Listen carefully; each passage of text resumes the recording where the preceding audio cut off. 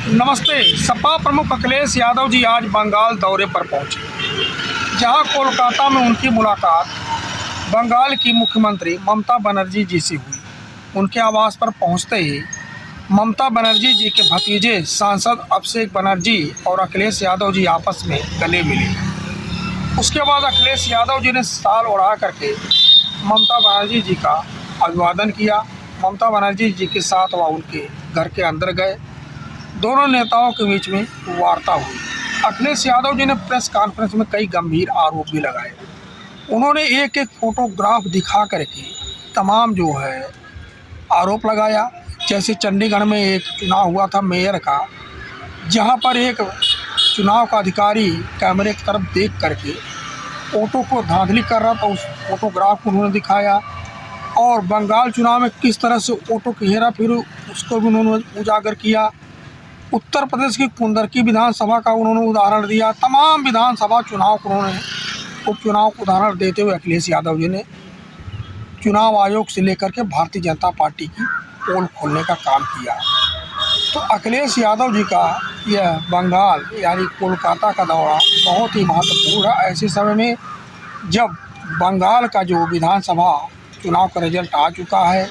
ममता बनर्जी जी की पार्टी तृणमूल कांग्रेस बंगाल के चुनाव रिजल्ट में सत्ता से बाहर हो चुकी है। ममता बनर्जी जी कह रही हैं, मैं इस्तीफा नहीं दूंगी, आप मुझे चाहे बर्खास्त कर दो। तो ऐसे में सपा अध्यक्ष अखिलेश यादव जी आज अपने निजी विमान से कोलकाता पहुंचे हैं और उनसे मुलाकात कर रहे हैं। अब तो इस मुलाकात के बाद ही पूरा आधिकारिक ब्यौरा सामने आएगा कि दोनों नेताओं में क्या क्या वार्ता हुई है, इंडिया गठबंधन के संबंध में क्या वार्ता हुई है, आगे जो नेता मिल करके किस तरह से काम करेंगे, कांग्रेस की भूमिका क्या होगी, अन्य दलों की भूमिका क्या होगी।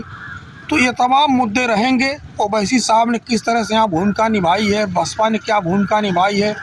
अब सबसे अहम मुद्दा, कांग्रेस जो बंगाल में चुनाव लड़ी है और जिस तरह से यहाँ ममता बनर्जी जी पर हमलावर रही है, वह ममता बनर्जी जी अखिलेश यादव जी से ज़रूर शेयर करेंगी।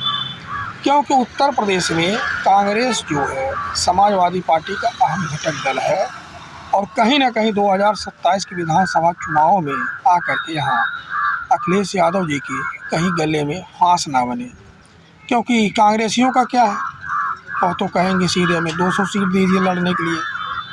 जैसे आपने देखा होगा बिहार के जब चुनाव चल रहा था, उससे पहले सीट शेयरिंग का मुद्दा वहाँ आरजेडी पार्टी से उनका तब तक नहीं सुलझा जब वहाँ चुनाव मतगणना तक नहीं हो गई।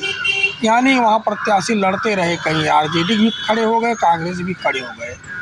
तो है कांग्रेस दूसरी पार्टियों के पीठ पर लद करके राजनीति करना चाहती है और खुद धरातल पर उतर करके मेहनत नहीं करना चाहती। ये हाल है। यानी क्षेत्रीय पार्टियाँ खत्म हो जाएं, कांग्रेस जो बढ़ोतरी करे, यही कांग्रेस के नेता चाहते हैं। जो भी है, इन तमाम मुद्दे पर अखिलेश यादव जरूर चर्चा करेंगे। साथ में बंगाल चुनाव का रिजल्ट तो है ही है। जो भी है, आप अपनी प्रतिक्रिया जरूर दीजिएगा हमें, ताकि जो है इस प्रतिक्रिया के माध्यम से समझने में हमें आसानी हो। धन्यवाद।